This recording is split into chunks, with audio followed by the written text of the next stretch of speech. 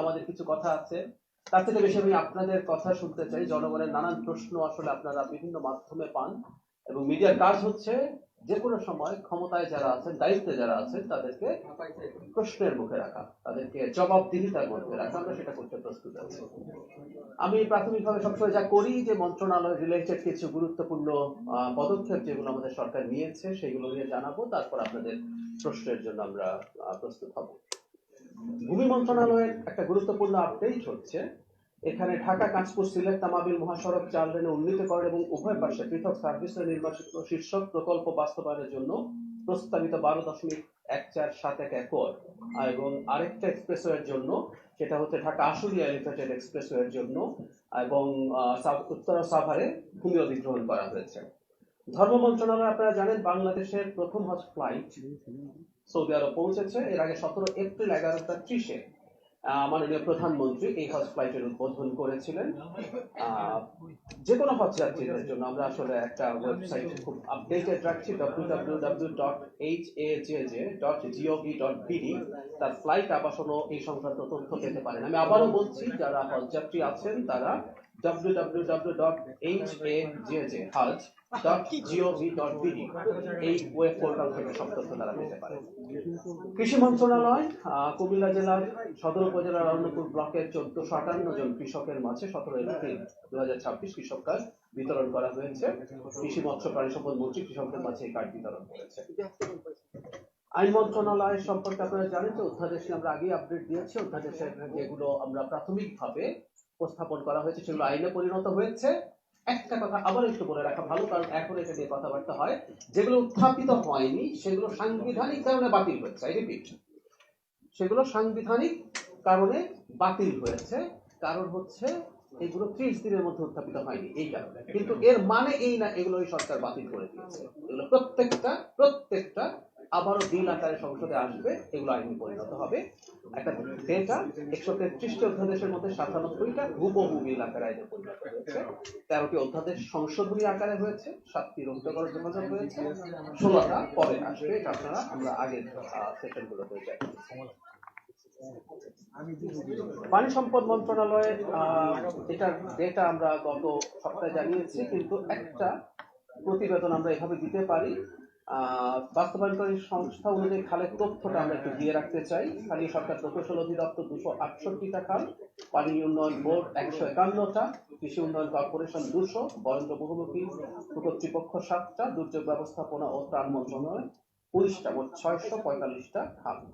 আমাদের প্রাপ্ত তথ্য হচ্ছে কর্মসূচিভুক্ত খালের সংখ্যা 645, কর্মসূচিতে প্রাপ্ত তথ্য 645, দৈর্ঘ্য হচ্ছে 1260 কিলোমিটার, খননকৃত খালের প্রাপ্ত দৈর্ঘ্য 561 কিলোমিটার, অগ্রগতির হার 44.55। এই জায়গাটাকে আমি একটু হাইলাইট করতে চাই। আমরা যেটা কর্মসূচির মধ্যে এখন এনেছি সেটা 44.55, মানে প্রায় অর্ধেক সংখ্যক খাল আমরা খনন করতে পেরেছি। বাণিজ্য মন্ত্রণালয়ের একটা গুরুত্বপূর্ণ আপডেট হচ্ছে আমদানি নীতি চূড়ান্ত পর্যায়ে রয়েছে। এটা খুব দ্রুতই ব্যবসায়ীদের জন্য উন্মুক্ত করা হবে। শ্রম কর্মসংস্থান মন্ত্রণালয় ঈদুল আজহা উপলক্ষে বেতন, বোনাস পরিশোধ সহ সামগ্রিক শ্রম পরিস্থিতি স্বাভাবিক রাখতে আগামীকাল গাজীপুর মালিক শ্রমিক ও সংশ্লিষ্ট কর্তৃপক্ষকে নিয়ে সভা হবে। আমরা জানি যে বাংলাদেশে এটা একটা কমন প্রবণতা, ঈদের আগে বেতন এবং বিশেষ করে বোনাস এটাকে কেন্দ্র করে কিছু অস্থিরতা তৈরি হয়। আপনারা দেখেছেন গত ঈদের সময় এই সরকার খুব গুরুত্বপূর্ণ পদক্ষেপ নিয়ে সেই সংকটটাকে হতে দেয়নি। একই রকম প্রচেষ্টা আমাদের থাকবে। এটা শুধু সংকট হওয়া না হওয়ার ব্যাপার না, যে মানুষগুলো পরিশ্রম করেন, কাজ করেন, তারা তাদের উৎসবের সময় তাদের পরিবারের সাথে আনন্দের সাথে উৎসব উদযাপন করবেন, সেটা একটা গণতান্ত্রিক সরকারের গুরুত্বপূর্ণ প্রায়োরিটি। শিক্ষা ও প্রাথমিক শিক্ষা, এখানে অনেকগুলো উন্নয়ন প্রকল্প হচ্ছে, এর মধ্যে একটা খুবই উল্লেখযোগ্য আমরা উল্লেখ করতে চাই। দৃষ্টিনন্দন প্রজেক্ট এবং পিডিপি 5 হাতে নিয়েছে, যার মাধ্যমে শ্রেণীকক্ষ বৃদ্ধি, ওয়াশরুম নির্মাণ, ডিজাইন পরিবর্তন এবং ফার্নিচার পরিবর্তনের মতো বড় কাজ। স্বাস্থ্য মন্ত্রণালয়, আমরা জানি 18 এপ্রিল শনিবার সারা দেশের উপজেলা হেলথ অ্যান্ড ফ্যামিলি প্ল্যানিং অফিসারদের নিয়ে আয়োজিত সম্মেলনে মাননীয় প্রধানমন্ত্রী তারেক রহমান উপস্থিত ছিলেন। শুধু তিনি সেখানে খুবই গুরুত্বপূর্ণ দিক নির্দেশনামূলক বক্তব্য দিয়েছেন, যার মাধ্যমে আমরা হয়তো দেখতে পারবো যে এই সরকার স্বাস্থ্যের ব্যাপারে কতটা সিরিয়াস। একটা তথ্য একটু জানিয়ে রাখি, এটা আমরা অনেকেই জানি, বাংলাদেশের স্বাস্থ্য ব্যয় মেটানো একটা বড় ঝুঁকির ব্যাপার, চাপের ব্যাপার। আমরা জানি বিশেষ করে দরিদ্র জনগোষ্ঠীর জন্য। WHO একটা ডেটা আছে এরকম, প্রতি বছর 65 থেকে 70 লক্ষ মানুষ, বা কখনো এটা বাড়ে কমে, তারা স্বাস্থ্য ব্যয় মেটানোর জন্য দারিদ্র্য সীমার নিচে নেমে যেতে হয়। সো আমরা এটাকে খুবই প্রায়োরিটি দিচ্ছি। আমরা হামের টিকা কার্যক্রম চলমান আছে, তার একটা আপডেট হচ্ছে 5 এপ্রিল থেকে 20 এপ্রিল পর্যন্ত 26,50,039 জন শিশু টিকা পেয়েছে। 6 মাস থেকে 59 মাস বয়সীদের প্রায় 1,80,00,000 শিশুকে টিকা প্রদান করা হবে। তার মানে আপনারা ঠিক খেয়াল করছেন সংখ্যাটা অনেক বড়। আমরা আমাদের সক্ষমতার মধ্যে যতটা সম্ভব খুব দ্রুত এই কাজটা করছি, এবং কিছুটা সময় টিকা দেওয়ার জন্য লাগবে। আগের দিন আমি বলেছি এটা ইমিউনিটি বা তার শরীরে প্রতিরোধ ক্ষমতা তৈরির জন্য কিছুটা সময় লাগবে। এর মাঝে হামের ক্ষেত্রে যেসব শিশু হাসপাতালে ভর্তি হচ্ছে তাদের চিকিৎসার জন্য এই সরকার সর্বোচ্চ ব্যবস্থা করেছে। স্বরাষ্ট্র মন্ত্রণালয় যেসব উচ্ছেদ অভিযান আছে সেগুলো চালিয়ে যাচ্ছে। নৌ পরিবহন মন্ত্রণালয় চট্টগ্রামের কর্ণফুলী নদীতে মোবাইল কোর্ট পরিচালিত হয়েছে। অভিযানকালে মোট 12টি জাহাজ পরিদর্শন করা হয়। এ সময় বিভিন্ন অনিয়মের দায়ে 11 নৌযানের বিরুদ্ধে 11টি মামলা করে অর্থদণ্ড প্রদান করা হয়েছে। নোয়াখালী দ্বীপ উপজেলা হাতিয়ার নৌপথে যোগাযোগ ব্যবস্থার উন্নয়নে নতুন ফেরি যুক্ত করা হয়, প্রয়োজনীয় অবকাঠামো নির্মাণ করা হয়েছে। বেসামরিক বিমান পরিবহন 20 এপ্রিল হযরত শাহজালাল আন্তর্জাতিক বিমানবন্দরে নবনির্মিত এয়ার ট্রাফিক ম্যানেজমেন্ট সেন্টারের কার্যক্রম শুভ উদ্বোধন করেছেন বেসামরিক বিমান পরিবহন ও পর্যটন মন্ত্রী আফরোজা খানম। নতুন এয়ার ট্রাফিক ম্যানেজমেন্ট সিস্টেমে 350 নটিক্যাল মাইল পরিসরে সমন্বিত আকাশসীমা ব্যবস্থাপনার মাধ্যমে আঞ্চলিক সহযোগিতার জন্য উল্লেখযোগ্য সুযোগ সৃষ্টি হয়েছে। আমরা নিশ্চয়ই এই আলোচনা দীর্ঘদিন থেকে দেখেছি যে আমাদের এই ক্ষেত্রে খুবই পিছিয়ে ছিলাম আমরা। এটা যুক্ত করার মাধ্যমে নিশ্চয়ই আমরা অনেক ভালো কিছু করতে পারবো। সংস্কৃতি মন্ত্রণালয় বাংলাদেশ শিল্পকলা একাডেমি 5 দিনব্যাপী বর্ষবরণের বর্ণাঢ্য অনুষ্ঠানমালা উদযাপন করেছে। বায়োস্কোপ থেকে চলচ্চিত্র প্রদর্শনী, লোকজ মেলা থেকে সাংস্কৃতিক পরিবেশনা, বৈচিত্র্যপূর্ণ জাঁকজমক আয়োজন ছিল। এটা নিয়ে একটু বলি, আমি যেহেতু সংস্কৃতি মন্ত্রণালয়ের উপদেষ্টার দায়িত্বে আছি, এই মন্ত্রণালয়ের বৈঠক মাননীয় প্রধানমন্ত্রীর সাথে আমাদের পয়লা বৈশাখের পর যখন হয়েছে, কিছু তথ্য একটু জানাই। খেয়াল করেছেন নিশ্চয়ই, অনেকে নানান রকম আশঙ্কা দেখানোর চেষ্টা করছিলেন, কিন্তু সবাই এই তথ্য, এই স্বীকৃতি দিয়েছেন যে এবারকার মতো এত স্বতঃস্ফূর্ত বর্ণাঢ্য বৈশাখী উৎসব খুব বেশি হয়নি। তাহলে 1। 2 হচ্ছে মাননীয় প্রধানমন্ত্রী নির্দেশনা দিয়েছেন ভবিষ্যতে এগুলো আমরা আরেকটু পরিকল্পনা করি। এবার সরকার দায়িত্বে আসার পর খুব বেশি সময় পাওয়া যায়নি। বৈশাখকে কেন্দ্র করে অ্যাজ এ হোল, এটা শুধুমাত্র 3-4 দিন না, পুরো মাসকে কেন্দ্র করে আমরা নানা রকম কর্মসূচি এবং উৎসব চালু করব। এবং তার চেয়ে কথা, আমরা অনেকে হয়তো জানি যে 14 এপ্রিল শুধু আমাদের নববর্ষ না, আমাদের পূর্বের অনেক দেশেরও নববর্ষ।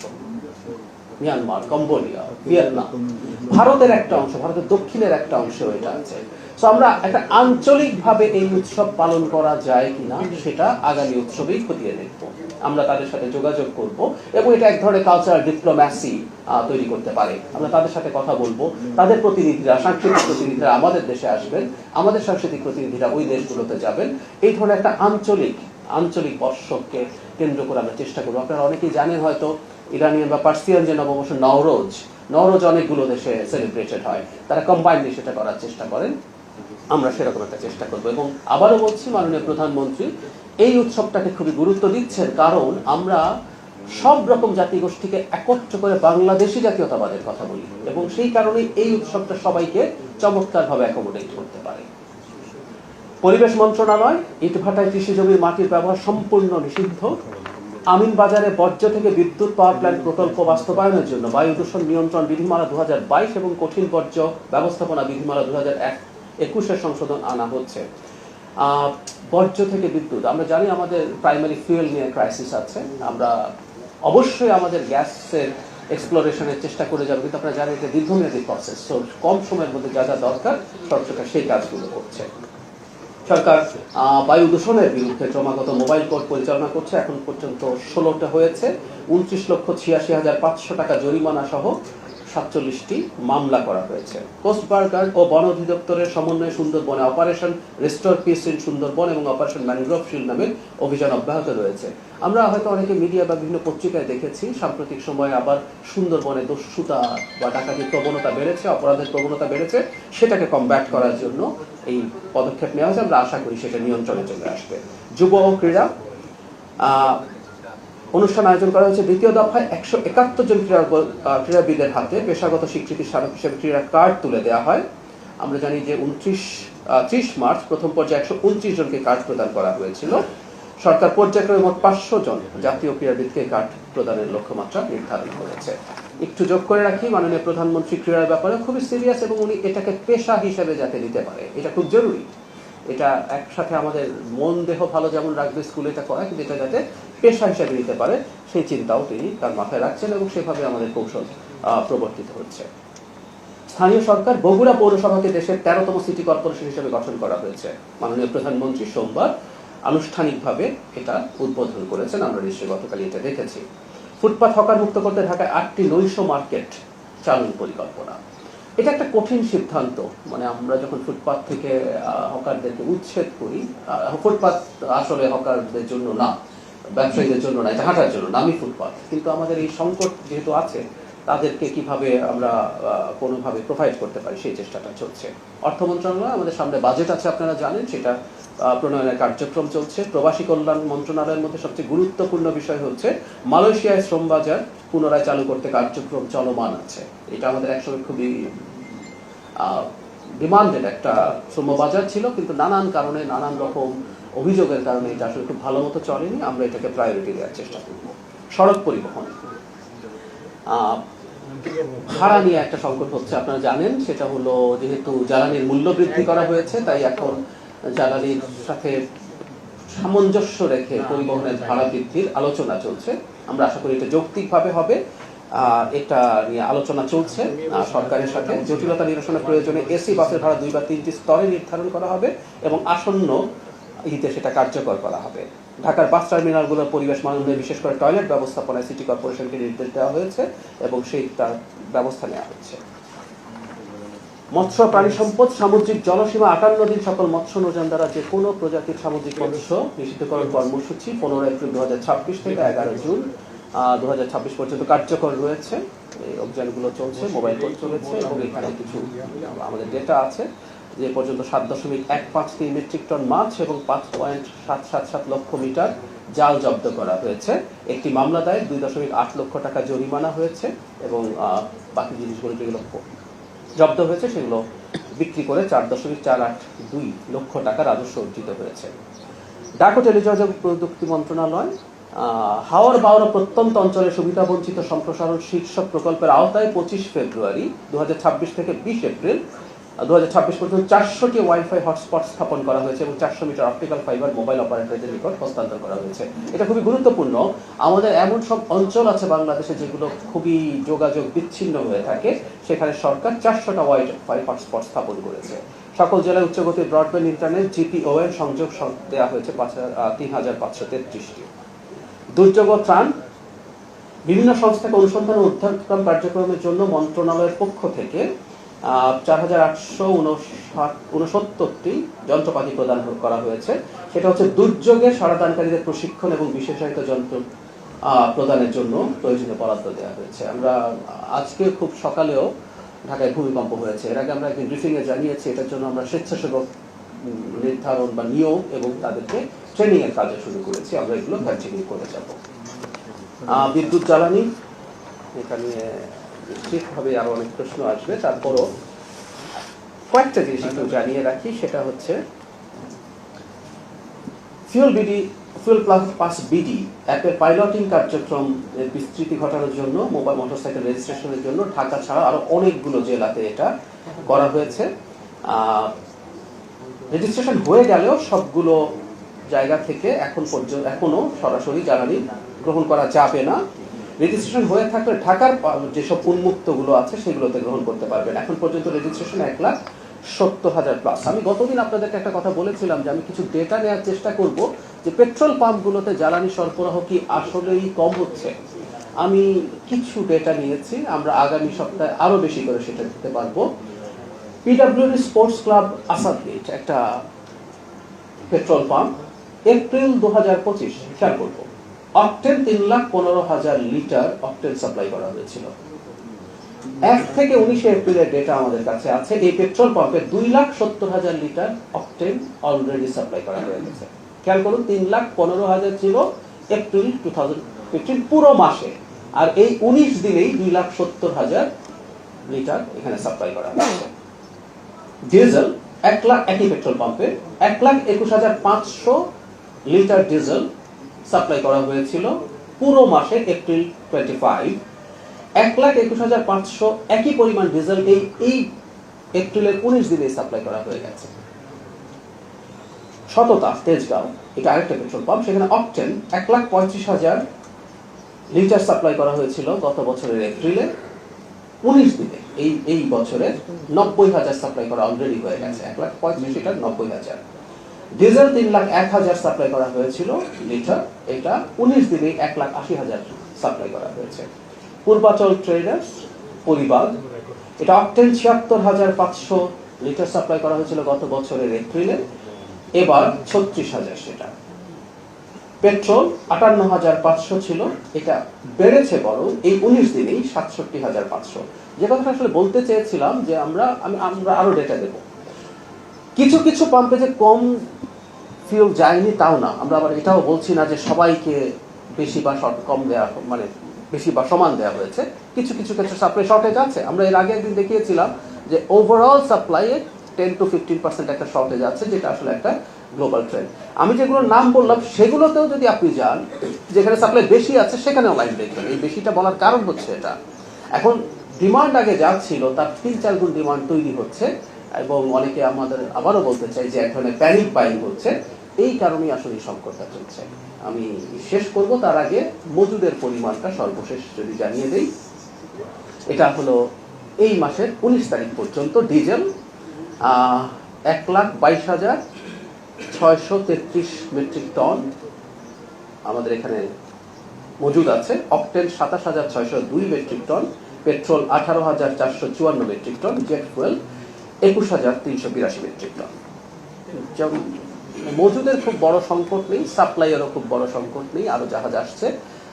সংকটটা আসলে আমাদের চাহিদা ভীতি অথবা ব্যবসা। আমরা জানি এখনো এগুলো অবশ্যই সরকারের দায়িত্ব দেখভাল করার, কোনো জায়গায় বেশি দামে জ্বালানি বিক্রি হচ্ছে, সুতরাং এই জ্বালানি নেওয়ার প্রবণতা বেড়েছে। সংকটটা আসলে মূলত সেটা কি হচ্ছে।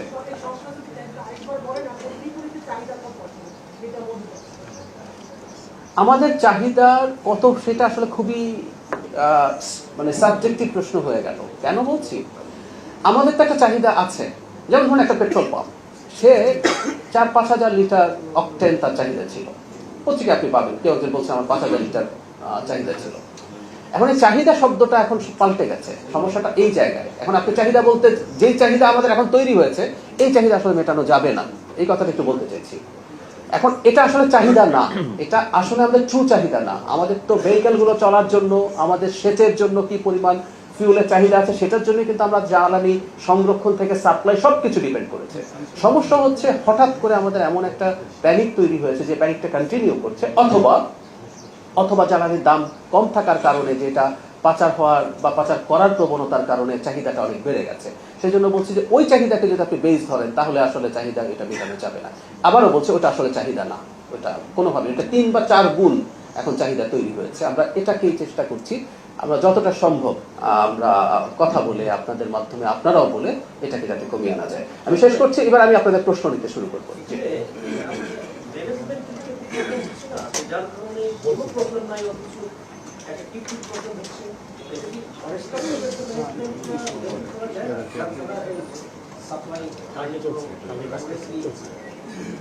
একটা ইমপ্লিমেন্টেশনের পদক্ষেপ আপনারা দেখেছেন, এটা করতে একটু সময় লাগবে। আসলে ক্রাইসিস ওয়াজ সো অ্যাকিউট, সেই জন্য যেমন ধরুন আমরা যে একটা অ্যাপ তৈরি করছি, করা হয়ে গেছে, এটা রেজিস্ট্রেশন হয়ে এই অ্যাপের মাধ্যমে যখন আমরা দিতে থাকবো তখন এই সংকটটা কমে যাবে।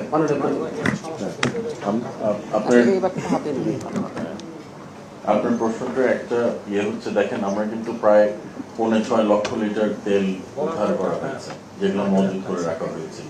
তো সবাই যদি একটু স্বচ্ছতার মধ্যে এবং সচেতনতা থাকে, আমার মনে হয় এই ক্রাইসিসটা আমরা খুব ইজিলি হ্যান্ডেল করতে পারবো।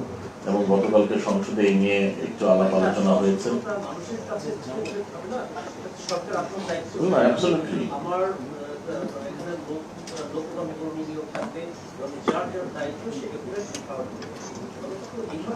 সেটাই বলেছি, পারফেক্ট ম্যানেজমেন্ট। আমার মনে হয় আমরা যেসব পদক্ষেপগুলো করেছি, আমরা যেই পদক্ষেপগুলো নিয়েছি, এগুলো নিয়ে সংকট অতি সত্বর নিরসন করা যাবে বলে মনে হয়। এটা কিন্তু শুধু বাংলাদেশের ইস্যু নয়, ইটস ওয়ার্ল্ড ওয়াইড ইস্যু। গতকাল নিশ্চয়ই আপনি সংসদ অধিবেশন যদি আপনার শোনা থাকার সুযোগ হয়ে থাকে, নিশ্চয়ই দেখেছেন বিরোধী দলের নেতাও বলেছেন ইটস এ ওয়ার্ল্ড ক্রাইসিস। এটা যে শুধু বাংলাদেশে হচ্ছে তা কিন্তু না, কিন্তু আমরা চেষ্টা করছি, আমাদের তেল মজুদ আছে, আমাদের ক্যাপাসিটি অনুযায়ী আমরা তেল আনছি, আরো তেল আসবে, কিন্তু সবাইকে এই যে প্যানিক বাইং, উপদেষ্টা মহোদয় যেটা বললে প্যানিক বাইং যেন না হয় সেদিকে একটু নজর রাখতে হবে, এবং তেল অন্য কোথাও চলে যাচ্ছে কিনা সেটাও একটু আমাদেরকে খেয়াল রাখতে হবে। এবং এই বিষয়ে আপনাদেরকেও, আপনাদের সহযোগিতাও চাই যে আপনারাও এই যে এখানে তেলগুলো উদ্ধার হচ্ছে, মজুদ রাখা হচ্ছে, আমরা সরকার কিন্তু চেষ্টা করছে যে এই এরকম যেন ঘটনা যেন না ঘটে, বা ঘটনা না ঘটার জন্য যে পদক্ষেপ নেওয়া হচ্ছে। Thank you. সেকেন্ড, প্রতিমন্ত্রী বাসের ভাড়া আসলে কবে নাগাদ বাড়ানোর সিদ্ধান্ত রয়েছে এবং বলছিলেন যে এসি বাসের ক্ষেত্রে তিন স্তরটা কি, এটা যদি একটু ব্যাখ্যা করেন। আরেকটা বিষয় একটু সংযুক্ত করতে চাই, যেহেতু উপদেষ্টা এখানে আছেন, সেটা হচ্ছে যে বাসের ভাড়া বাড়লে জ্বালানি মূল্য বৃদ্ধির কারণে জীবনযাপনের ব্যয়, বাস ভাড়া যখন বাড়বে তখন কিন্তু বাজারে একটা বড় প্রভাব পড়বে। তাহলে সরকার দায়িত্ব নেওয়ার প্রায় 60 দিনের মাথায় এসে জনগণের জন্য কি নতুন চ্যালেঞ্জ আসছে বাজারে? আচ্ছা, নামটা বলেন একটু প্লিজ, নামটা বলেন। আমার নাম শারমিন মীরা, আমি 71 ওকে, আলোচনা চলছে ভাড়া শুধু বাস না, আসলে জীবনযাত্রার ব্যয়ের উপরে বেশি প্রভাব পড়বে ট্রাকের ভাড়ায়। আমি আপনাকে আরেকটা, আপনি যেটা মিস করেছেন বললাম, এখন এই অ্যাডজাস্টমেন্ট ইজ এ মাস্ট, চলো 1 নম্বর কথা। আমরা চেষ্টা করছি, যেটা আমাদের এই আলোচনা চলছে, এটা কত নাগাদ না, রাদার আমরা বলি যে একটু সময় নিয়েও যদি আমরা একটা বেটার ঠিক, সরকারের কাজ কিন্তু শুধু জনগণ বলতে যাদেরকে বুঝি, ভোক্তার স্বার্থ রক্ষা না। একটা কথা মনে রাখতে হবে, একটা সরকার কিন্তু ব্যবসায়ীদেরও সরকার। যে মানুষটা বাস চালান, যে মানুষটা ট্রাক চালান, তিনিও এই রাষ্ট্রের নাগরিক, এই সরকার কিন্তু তারও সরকার। সুতরাং তিনি, তার উপরে এমন কিছু করা ঠিক হবে না যাতে তার ব্যবসা না হতে পারে। এটা হলো 1 নম্বর কথা। সরকারের কাজটা কি? সরকারের কাজ হচ্ছে দুই পক্ষের মাঝখানে থাকা। সবাই, আবার সরকার কিন্তু কারো পক্ষ না, সরকার সবার সরকার। সরকার চেষ্টা করবে এমন একটা পয়েন্টে আসা যেখানে সবার কম ক্ষতি হয়। আমরা খেয়াল করি, আমি আগে একদিন বলেছিলাম এই সংকটে আমাদের প্রত্যেকের ক্ষতি হবে, এটা মেনে নিতে হবে। এটা সারা পৃথিবীতেই হচ্ছে, এমন কোনো কিছু হতে পারে না যে সবাই বা কেউ একটা অংশ এটা থেকে দূরে থাকবে। তো সরকারের উদ্দেশ্য থাকবে এভাবে বলা, যেহেতু সংকটটা আছে, যতটা ভাড়া বাড়া উচিত লজিকলি মনে হয় তার থেকে কিছুটা কম করা, তাতে তারাও কিছুটা ছাড় দিলেন। আবার জনগণের কিছু ভাড়া তো বাড়বেই, এবং দ্রব্যমূল্য বাড়বে, এটা বলে রাখা ভালো। কারণ হচ্ছে ট্রান্সপোর্ট বেড়ে যায়, ট্রান্সপোর্টের খরচ বেড়ে যায়।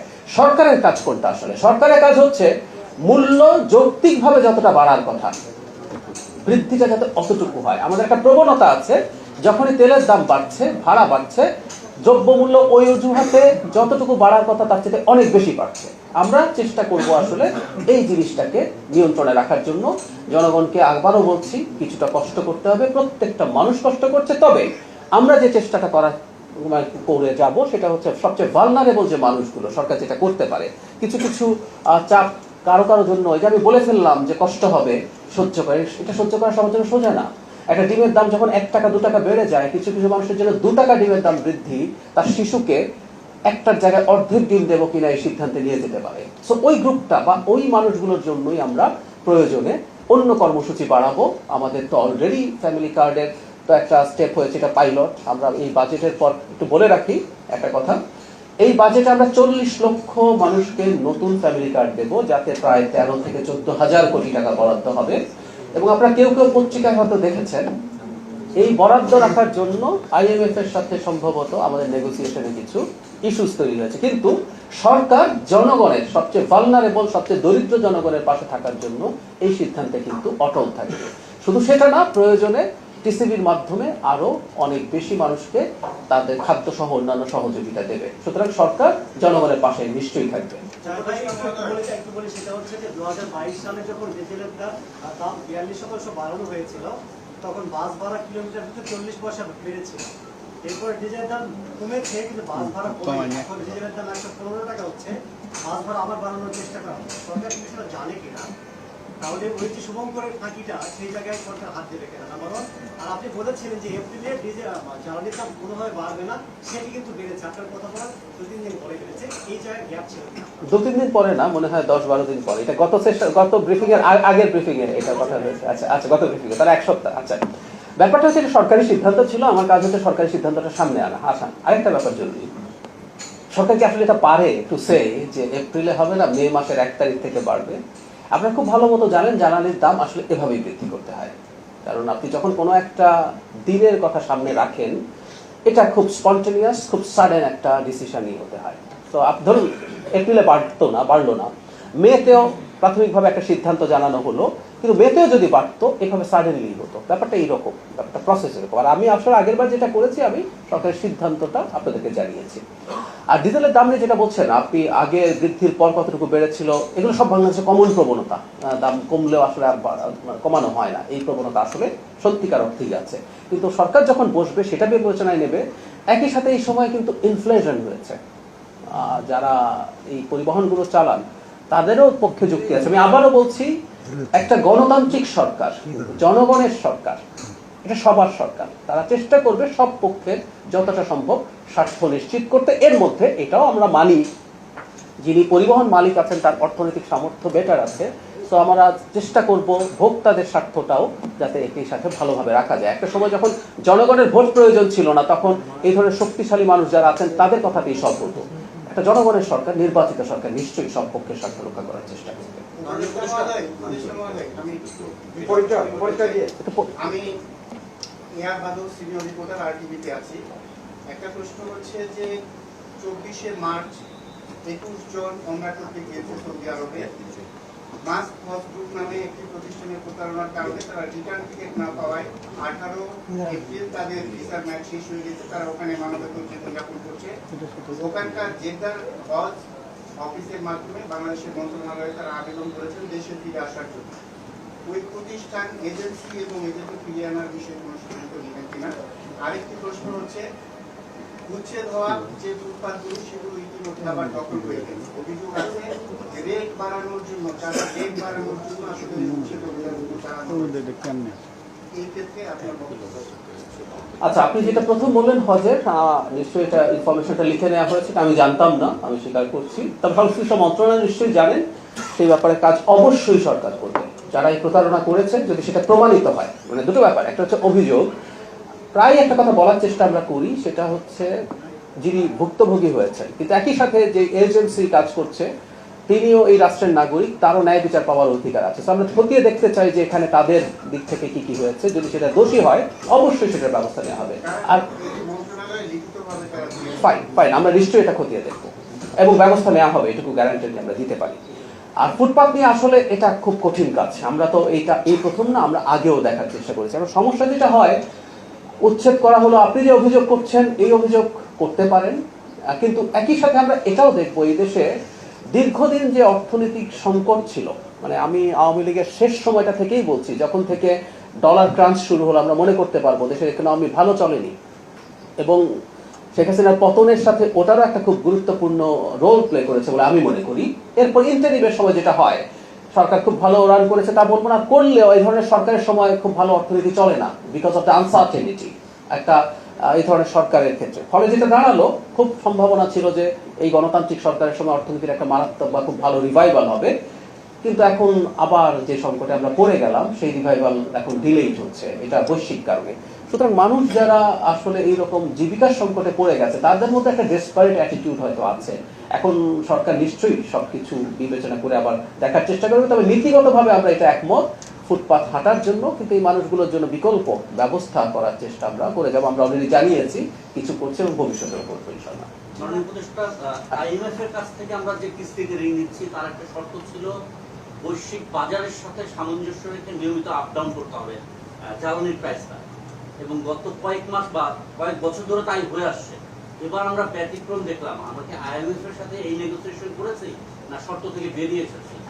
আপনি জানেন নিশ্চয়ই আইএমএফ এর দেয়া সব শর্ত পূরণ করা সবসময় ম্যান্ডেটরি না। এর আগেও আমরা যতগুলো কিস্তি পেয়েছি বাংলাদেশ কিছু শর্ত পূরণ করতে পারে না, আপনি নিশ্চয়ই জানেন, তারপরে পেয়েছে। তো সরকার একটা ফ্লেক্সিবিলিটি আছে, যেমন ভর্তুকির ক্ষেত্রে আলাপ আছে যে এটা কেন করা হয়েছে যে আপনি জ্বালানির ভর্তুকি কমিয়ে আনবেন, এই হচ্ছে ইচ্ছা। একই সাথে অন্যান্য ক্ষেত্রে আপনি কতটুকু খরচ করবেন, কারণ অর্থনীতি তো ক্রাইসিসে আছে, তো তাদের একটা প্রেসক্রিপশন আছে এবং সরকার নেগোশিয়েট করে। এবং আমরা বিশ্বাস করি এত বড় জনগণের ম্যান্ডেট পাওয়া একটা সরকার, IMF এর লোনটা আমাদের লাগবে, কারণ আমরা জানি এখন যখন বর্ধিত দামে জ্বালানি আমরা আমদানি করছি, মানে আমাদের একটা মিসপারসেপশন আছে, আমি আগেও একদিন বলেছি, আবারও একটু বলি, জ্বালানির মূল্য বৃদ্ধিতে আসলে আমাদের ডলার রিজার্ভের উপরে প্রেশারের কোনো এদিক সেদিক হবে না। এই মূল্য বৃদ্ধির কারণে যতটুকু হয়েছে আমাদের ভর্তুকি কমবে, এটা লোকাল কারেন্সি, কিন্তু আমাদের তো ফরেন রিজার্ভের উপরে চাপ বাড়তেই থাকবে, কারণ আমরা বৈদেশিক মুদ্রাই জ্বালানি কিনবো। ফলে আমরা প্রিভিয়াস যেসব লোন ছিল সেগুলো রক্ষা করা, নতুন লোনের কথা দেখেছেন যে আরো $2 বিলিয়ন আমরা পেতে যাচ্ছি ওয়ার্ল্ড ব্যাংক থেকে, সেগুলো চলবে। এবং IMF এর সাথে তার শর্তের বাইরে গেলেও এই নেগোসিয়েশনটা আমরা করতে পারবো। আমরা বিশ্বাস করি যে আমাদের প্রয়োজনটা বুঝিয়ে আমরা ওই লোনটা এনশিওর করতে পারবো, আমরা ওটা থেকে বেরিয়ে যাচ্ছি না। মাননীয় উপদেষ্টা, আমার একটা প্রশ্ন ছিল, আমি রুবায়ত, আমি নিত্যজীবীতে কাজ করি। সরকার ব্যাংক ঋণ প্রায় 7.5 মাসে 73,000 কোটি টাকা নিয়েছে। গতকালের একটি প্রতিবেদন ব্যাংকে, আমাদের অভ্যন্তরীণ ব্যাংকে, এটি আগামী দিনে আমাদের চ্যালেঞ্জ হবে কিনা, এর দায় তো আমাদের জনগণের উপর পড়বে। নিশ্চয়ই জনগণের উপরে পড়বে ব্যাংক ঋণ যখন হয়। আর সরকারের ঋণকে খুব ভয়ঙ্কর ভাবে দেখাও মনে হয় ঠিক না। আমরা একটু অর্থনীতি যদি একটু বেসিক বলি, মানে একটা দেশের জিডিপির কত পার্সেন্ট সরকারি ঋণ হতে পারে সেটাকে হিসেব আছে। আমাদের মতো দেশের জন্য কেমন, পৃথিবীতে এমন দেশ আছে যার জিডিপির 3-4 গুণ, জাপান তার জিডিপির 3-4 গুণ হলো তার লোনের ব্যাপার, আমরা ওই জায়গায় পৌঁছিনি। আমরা এখন রেড জোনে চলে গেছি তা না। আমাদের সংকটটা আসলে কি ছিল, আমরা যে এতদিনের অ্যাকুমুলেটেড ঋণ আছে সেটার বড় অংশ মিসইউজড হয়েছে। ঋণের সমস্যার চাইতে বড় সমস্যাটা হচ্ছে এই জায়গায়। ধরুন আমরা এমন সব প্রজেক্ট নিয়েছি ওখান থেকে চুরি করে ফেলেছি, ফলে একটা অংশ আসলে জনগণের কল্যাণে লাগেনি। আমরা এখন থেকে সরকারকে ঋণ আসলে করতে হয়, পৃথিবীতে ঋণ ছাড়া আসলে কোনো সরকার নাই। মানে এটা বলা হয় বাজেট, ব্যক্তির আর সরকারের বাজেটের ডিফারেন্স আছে। ব্যক্তি আয় বুঝে ব্যয় করে, সরকার ব্যয় বুঝে আয় করে। আপনি ব্যয় ঠিক করেন, তারপর আসলে আপনি দেখেন কত আয় করতে পারলেন, যদি না পারেন কম হয়, সারা পৃথিবীতেই শর্ট হয়, এবং বাকিটা আপনি লোন নেন। আমরা চেষ্টা করব এই যে ভর্তুকি কমানোর চেষ্টা করছি আমরা জ্বালানির মূল্য বৃদ্ধি করে, লোনের বড় সরকারকে আসলে নিতে হবে, এটা যতটা নমিনাল রাখা যায় সেই চেষ্টা করা। কারণ আমরা নিশ্চয়ই জানি ব্যাংকিং সেক্টর থেকে যদি সরকার প্রচুর লোন নেয় তাহলে আসলে বেসরকারি খাতের জন্য ব্যাংক লোন নেওয়ার সুযোগ কমে যায়, এটা আছে। আর যদি আমরা বাংলাদেশ ব্যাংক বা টাকা ছাপিয়ে যদি নেওয়া হয় সেটা ইনফ্লেশন ট্রিগার করে, সব সংকটগুলো আমরা জানি। কিন্তু আমি এই কথাটা বলতে চাই, সরকার যদি লোন নেয়, লোন নেবে সেটা জনগণের কল্যাণের জন্যই হবে, এই টাকা চুরি হবে না। আমরা আগের সাথে একটা বেসিক ডিফারেন্স হচ্ছে এটা।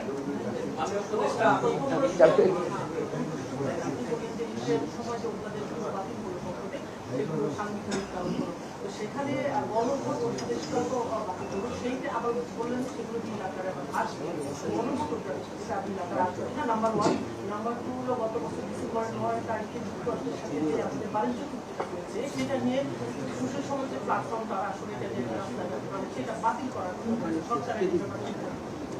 আচ্ছা, প্রথম হচ্ছে গণভোট নিয়ে আমার মনে হয় জবাবটা মাননীয় স্বরাষ্ট্রমন্ত্রী খুব ক্লিয়ারলি দিয়ে দিয়েছেন। মানে এটা আসলে আইনে পরিণত হওয়ার প্রয়োজন নেই।